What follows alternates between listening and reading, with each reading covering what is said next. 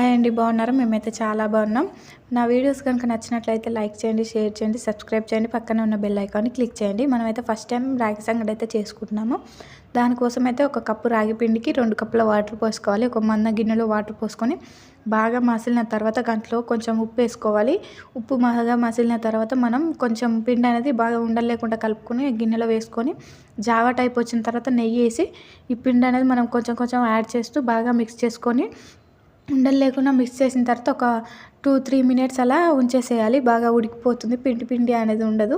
బాగా ఉడికిన తర్వాత ఒక గిన్నెకి ఆయిల్ అయినా నెయ్యి అయినా రాసి దాంట్లో రౌండ్ చేసేసి ఒక పక్కన వేసుకొని ఆనియన్స్ దాంట్లో కొంచెం రాగి ముద్దలో కొంచెం నెయ్యి అనేది యాడ్ చేసుకొని మేమైతే మటన్ కర్రీ చేసుకున్నాం కదా, మటన్ కర్రీతో కాంబినేషన్ అయితే చాలా బాగుంది.